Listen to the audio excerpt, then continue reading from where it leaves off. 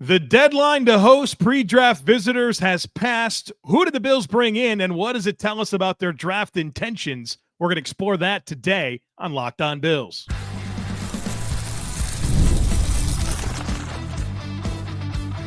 You are Locked On Bills, your daily Buffalo Bills podcast.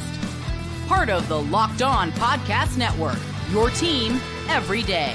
What's up, Bills Mafia? It's Joe Marino, author of the Herd Mentality Substack, co-host of the Locked On NFL Scouting Podcast, co-host of the NFL First Read Podcast, and I'm your host of Locked On Bills. Want to thank you for making Locked On Bills your first listen every day, and a big welcome and shout out to our everydayers. You know who you are. Those of you who never miss a single episode, I appreciate y'all being here very, very much. I'd also like to invite you to subscribe or follow for free on YouTube or wherever you listen to podcasts. We're part of the Locked On Podcast Network, your team every day.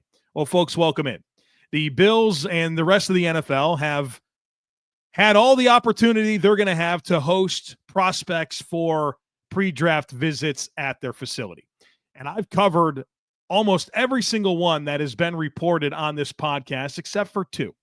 And so today I want to do a couple of things. I want to catch up on the two players that the Bills had in for a pre-draft visit and have not done a mini scouting report for you on this podcast. And those two players are Deion Walker, defensive tackle out of Kentucky, and Torrey Horton, wide receiver out of Colorado State. I've also broke down every single player that the Bills had a private workout with, at least the ones that were reported, and except for one. And that one that we haven't covered is Jordan Watkins, a wide receiver out of Ole Miss. And, of course, I need to give you a mini scouting report on University of Buffalo linebacker Shaun Dolac, who participated in the Bills' local pro day. And so I want to cover those four prospects, and then I want to look at the overall list of pre-draft visitors that the Bills hosted to see what we can learn and what we can figure out based on the players that the Bills have brought in for pre-draft visits. Now, they can bring up to 30 players in for a pre-draft visit, and 23 of them have been reported. And so, we don't have all of them, but we have pretty close to all of them, assuming the Bills used all 30. We'll look at that list of 23 and see what we can learn from it. Let's start by breaking down linebacker Shaun Dolac out of Buffalo. He's 6 foot and a quarter inches, 221 pounds, 30-inch arms, 9 3/8 on the hand size. Relative athleticism score of an 8.84 out of 10, so good athlete here. 32-game starter in 2024. The production was off the charts. 168 tackles, 18.5 for loss, 6 sacks, 10 pass breakups, 5 interceptions.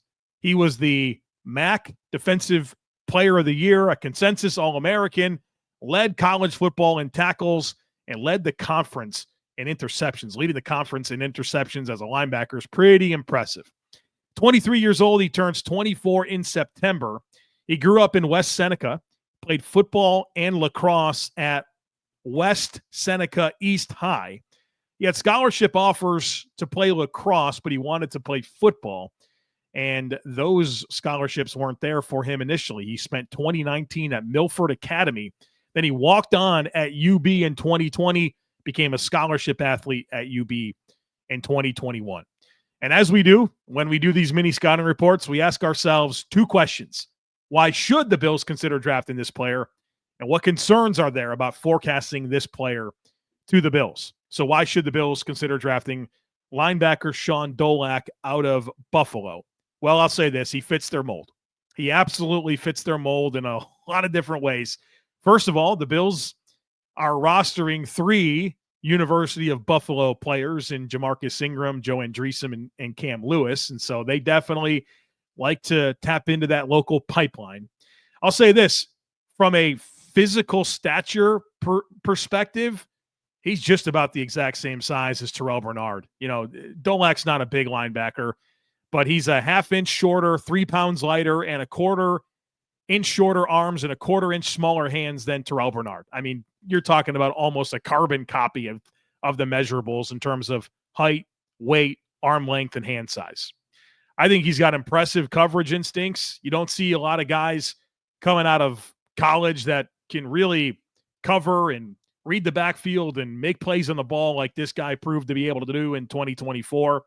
I think he's got a really hot motor, flies all over the field. You're going to love the play temperament. That's not hard to figure out. He plays really, really hard and pursues the football with intent on every single snap. I think he's got strong processing skills, good read and react player, reads his keys and fulfills his assignments. And that's how he's able to make all the plays that he was able to make at UB. He's a very good blitzer, so you want to send this guy. He can time it up. He's got good closing speed and kind of a nose for the football. I think he's got a great story. A guy that really had to earn it all, right? Nothing's come easy to this guy. Didn't have any scholarship offers. 1 year at Milford Academy, walks on at UB, eventually becomes a scholarship athlete, and eventually turns into the defensive player of the year in the conference and a consensus All-American. I mean, that's a great story. You love people that have earned it, that have nothing's been easy for them. They've faced adversity, they've faced struggles, and they get to a certain level of performance. I think that's something you want in your facility. That's wired the right way. That's Bills DNA through and through. So I think that's why the Bills should consider drafting Shaun Dolac. What concerns are there about forecasting him to the Bills? Well, he's small. And I hear the gripes already about Terrell Bernard small and Matt Milano small and Ed Oliver small. Well, you get more small by bringing this guy in.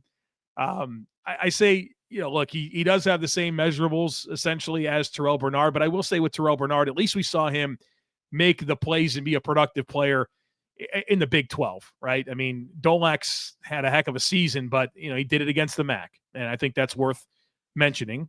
I think he's a guy that, when you're smaller as a stack linebacker, the challenges come when you're talking about playing through contact, deconstructing blocks. Those are challenges. Now, his processing speed certainly helps, but this is a big jump for him. Going from, playing at UB to, the Buffalo Bills potentially, and, what it's going to take to deconstruct blocks and play through contact and tackle. And, of course, you got to process even faster. So there's an adjustment. There's definitely adjustment ahead. And I think it's just a little bit odd, right? Like this guy had the year that he had. I mean, unbelievable production, consensus All-American. Guy couldn't get a combine invite. Guy couldn't get a Senior Bowl invite, a Shrine Bowl invite. I mean, what's going on here? That's kind of crazy. I guess just put it on his shoulder, right? Added the chip on his shoulder. So although it's kind of strange to me that a player like this couldn't even get a look at, not just the combine, but, the two major, all-star events for players like him. So I grade him mid to late day 3. I think he can come in and give you special teams. I think he can give you depth, and you want to give this guy a chance to prove it. And that's something he's been able to consistently do throughout his career. Let's talk next about defensive tackle Deion Walker out of Kentucky. The Bills hosted this guy for a visit. He's big, 6'7.5", 328 pounds, 34-inch arms, 10 5/8 on the hand size. Relative athleticism score of a 3.74 out of 10. That's a terrible athletic profile. Production notes, he's 35 starts in college, collected 22 tackles for loss and 10 sacks across 3 seasons as a starter for Kentucky. 21 years old. He turned 21 back in March. In high school, he played football, basketball, and track. So why should the Bills consider drafting Deion Walker, the defensive tackle from Kentucky? Well, I don't think they should, but I will try to give you some kind remarks about Deion Walker in terms of his best traits. I think he's got good upper body strength. He carries a lot of mass up top, and I think he's got decent strength in his hands when he's able to play with extension. He's got long arms, 34-inch arms, and a lot of weight up top, and I think that gives him some level of power in his upper half. He's got big hands, long arms. There's some quickness to his hands. I think that's definitely something that will show up from time to time where he can hand swipe and deploy his hands with some suddenness, and that's good. And I think there are some moments when you watch him where you see a big dude on the field, and there are moments where the burst can be pretty sudden. And you could see him, have those flashy moments where he can really accelerate and uncoil and, maybe shoot a gap and, make a play from time to time. You definitely see that show up. What concerns are there about forecasting Deion Walker to the Bills? There's a ton. We'll start with the body type. He carries a lot of weight up top, and he lacks mass in his glutes and in his legs. I mean, he's very, very, very top heavy. This guy's got to find the squat rack, get some deadlifts going. Let's develop that posterior chain. because he does not have an NFL caliber frame from the waist down. And that shows up on tape. He's got an extremely soft anchor against the run. He's pushed all over the place. Very, very poor anchor. Looks like he's on skates a lot of time trying to take on even single blocks where guys get under his pads and push him backwards. I mean, this guy cannot hold at the point of attack. Just can't leverage his hips and hunker down. He just gives up a lot of space. He's not a guy that owns his space by any means. I think he lacks functional strength, and I think he plays tall. He's over 6'7". He's top heavy, doesn't play with good leverage, and lacks functional strength. I mean, it's not a good combination, and it shows up on tape. I do not like his motor. I do not like his play temperament. There's not enough urgency in how he plays. There's nothing physical, violent, aggressive about this dude at all. I think he's got terrible pursuit effort. I mean, you're talking about a 6'7", 330-pound finesse pass rusher with no power and a cold motor. I could not pass hard enough on this prospect. Watch the tape. That's all. Watch the tape. Have I been harsh? Yeah, but I'm just telling you what the tape tells me. You watch his tape and tell me you see something different. It's tough. It's tough to watch. I'm surprised that this is a player that the Bills would have any level of interest in. And I know that he did play through a back injury in 2024. That does not explain 2023 where I saw the exact same player. So at best, this is a late day 3 evaluation for me, and I sure hope the Bills do not draft Deion Walker. All right, folks, we got a couple of receivers to break down here on the other side of it. Some more speed receivers, Torrey Horton and Jordan Watkins. We'll talk about them next here on Locked On Bills, so be sure to stick with me. Scaling your business requires the right expertise at the right time. With Upwork, you can find specialized freelancers in marketing, development, design, and more. Experts ready to help you take your business to the next level.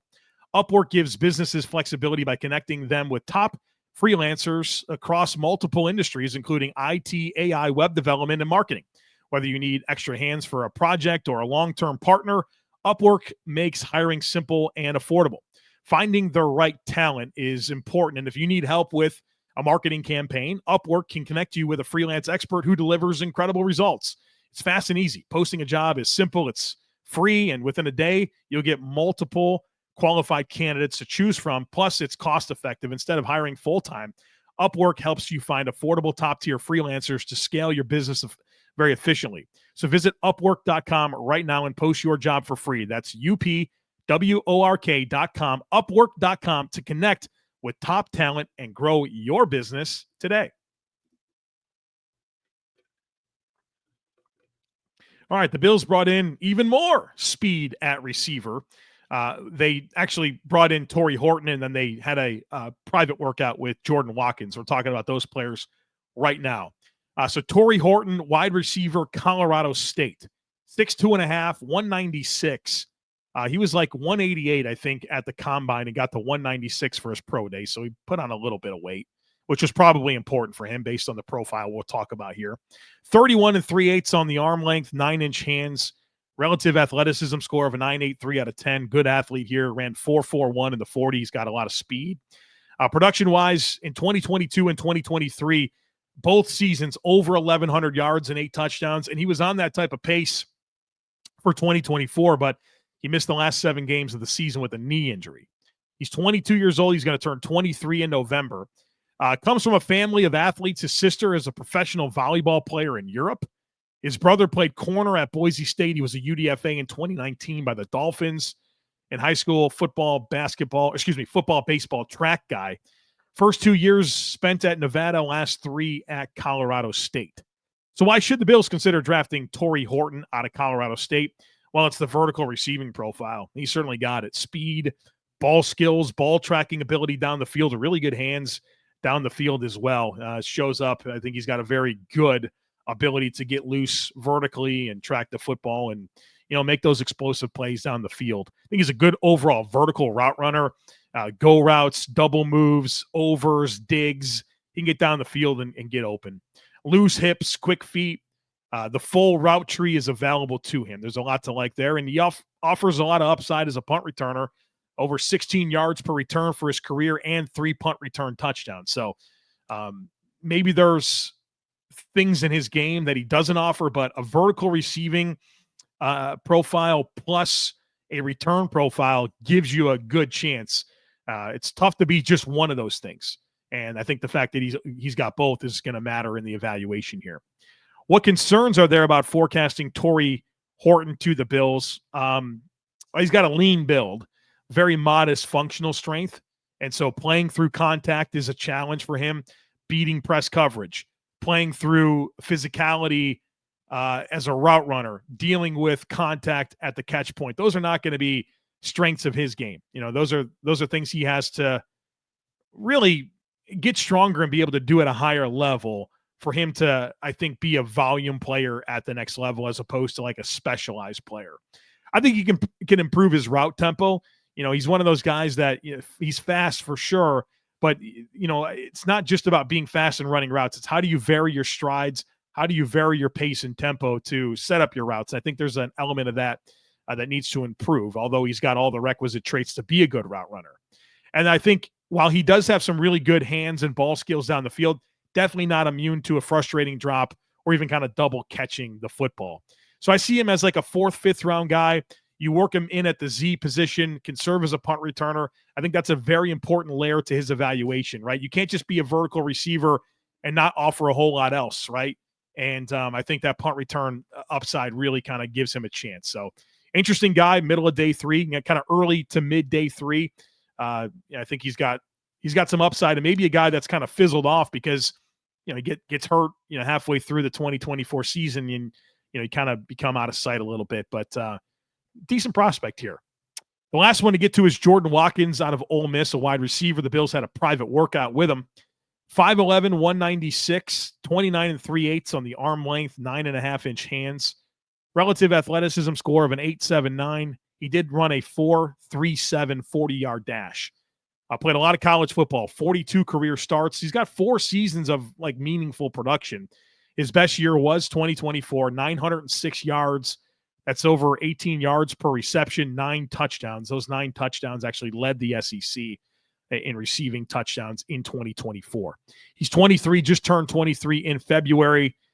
In high school, he ran track, and he was his personal best was a 10.97 in the 100 meters. First 2 seasons at Louisville, last 3 at Ole Miss. So why should the Bills consider drafting wide receiver Jordan Watkins out of Ole Miss? I think he's got a nice vertical receiving profile. He's had some monster games where you see him get behind coverage, leaving corners in the dust. Particularly was Duke. Duke and Arkansas were just, I think Arkansas was just an insane game. 5 receiving touchdowns, like maybe almost 300 yards, where they kept on playing man coverage and he just kept on just running by these dudes and making plays down the field. I think he's got a pretty dense build, 5'11", 196, and I think he had a measurement at the combine that might have been like 180 something. So there's a dense build, which I think helps him kind of play through contact and be kind of sturdy. I think he's got really plucky hands. I thought his ability to catch the football away from his frame and really snatch it was really good, and I think his drop rate is very, very low. He's got good ball skills overall, good body control. I think he's a fearless guy. You'll love the way this guy is willing to work the middle of the field, the way he's willing to compete at the catch point, the way he's willing to compete with the ball in his hands. He does have punt return experience as well. The production's pretty modest there, but he does have a resume of doing it, which I think will help, of course, present more value in the evaluation. What concerns are there about Jordan Watkins, the receiver out of Ole Miss? Well, I'll say the Ole Miss offense doesn't really set people up well for the next level. It's going to be a big transition for him. I feel like I say this about every Ole Miss receiver, every Lane Kiffin receiver. It's a fun offense to watch. It just doesn't do these guys any favors for getting ready for the next level. It's so different stylistically in terms of route combination, spacing, motion. It's just going to be a big jump for him. I think he does kind of profile best as a slot receiver. Not a lot of length, not a lot of wingspan. He's 3rd percentile in arm length, 10th percentile for wingspan. I like his physicality, but I think ultimately a guy that's probably going to profile best on the inside. And, you don't typically see a ton of vertical production from slot receivers. So he's a bit of a unique profile in some ways. I think he's kind of like a discount version of Jalen Knoll out of Iowa State. So I see a mid-day 3 guy. He's interesting. I mean, the high-level stuff down the field is really fun to watch. Just kind of curious to see how the rest of his skill set factors in at the next level and what he can ultimately do. But he's got speed, he's got vertical skill, and I think that's an important part of what the Bills are looking for. All right, folks, coming up on the other side of it, we're going to take a look at this entire list of pre-draft visitors, break it down, see what trends we can learn from it. So, folks, be sure to stick with me. Did you know that your Fire TV is also an Xbox? You can turn any TV into a gaming and entertainment hub with Fire TV Stick 4K devices. No console required. Just grab your paired controller, subscribe, or sign into Xbox Game Pass Ultimate with EA Play included, and you're ready to play. You can dive into hundreds of premium titles from EA Sports College Football 25 to Call of Duty, Black Ops 6, and Avowed, as easily as you stream your favorite TV shows. It's gaming made simple, and it's all on your Fire TV. Plus, the entertainment options are endless. With 4K streaming, you can watch more than 1.5 million movies and TV episodes from your favorite subscribed services such as Netflix, Prime Video, Disney Plus, Max, and more. So head to Amazon.com/Fire TV Locked On to get started. Xbox Game Pass Ultimate subscription and compatible controller required. Available on select devices, including Fire TV Stick 4K 2nd Gen, Fire TV Stick 4K Max 1st and 2nd Gen, and Fire TV Cube 3rd Gen. All right, folks, the opportunity to host prospects is over. And you can host up to 30 players. The Bills have 23 that were reported. There could have been 7 more. We just didn't learn about them. And usually they are reported. I think agents and the prospects generally want this information out there. It's kind of to their benefit that it's known who's interested, and that only helps them get drafted higher, and maybe gives some clues to the rest of the league as to what teams are interested, and maybe a division rival will suddenly have a little bit more urgency and they go higher. So I don't know that the Bills didn't use all 30, but only 23 were reported. So let's look at this because I think it's pretty clear what the Bills are interested in based on these 30 visits. They hosted several cornerbacks: Darian Porter, Iowa State; Jacob Parrish, Kansas State. Keep an eye on Jacob Parrish. This is a corner with a wrestling background. I mean, that just screams Sean McDermott. Corner that wrestles, that's not normal. Usually those are trench players. And I love the way he plays. I'd love for the Bills to draft Jacob Parrish. And I wasn't totally convinced he was a clean scheme fit, but I think if the Bills draft him, it would signal some scheme changes that I really like. I love Jacob Parrish. I hope the Bills draft him on day 2. Maxwell Harrison out of Kentucky, Benjamin Morrison, Notre Dame, Dorian Strong, Virginia Tech, Trey Amos, Ole Miss, Savone Revel, East Carolina. So, I mean, you look at this list of corners that they brought in, it's 1, 2, 3, 4, 5, 6, 7. 7 of the 23 reported are corners. The Bills know. The Bills know they got a hole to fill opposite of Christian Benford, and really a lot of players that I like a ton. I mean, at certain points, I'd be happy with any of these, but I think you really do have reasonable options at pick 30, 56, and 62. So they're definitely eyeballing a corner with one of those 3 picks, and a lot of these guys I would really be satisfied with. Darian Porter, certainly all the upside in the world. If you want that bet on traits guy, I mean, you're not going to get a more appealing package of traits than what Darian Porter offers. Maxwell Harrison, a lot of speed, aggressive player, ball skills. Trey Amos, very versatile player with ball skills. Savone Revel, a ton of upside, just unfortunately had the ACL tear, but I've said repeatedly, he was a guy that I thought would be a top 20 player before the injury. So a lot of very appealing players. Benjamin Morrison, he's got good tape. He's just got 2 hip injuries in the last 4 years, plus a shoulder surgery. That kind of makes you nervous, but Dorian Strong feels like a really high floor player that I don't know that I think of him as a second round option, but maybe a 3rd or 4th round guy. You got some appealing corners here, and the Bills have certainly done their work there, and they should. Got 4 defensive ends. Nick Scorton out of Texas A&M. I think he's in play at pick 30. I really do. Very fun player, very urgent, physical, violent player that would really help this defensive line. Shamar Stewart out of Texas A&M. I think that's a player the Bills would have to trade up to get. I don't think he's going to be available at pick 30, but I do wonder if he slides a little bit.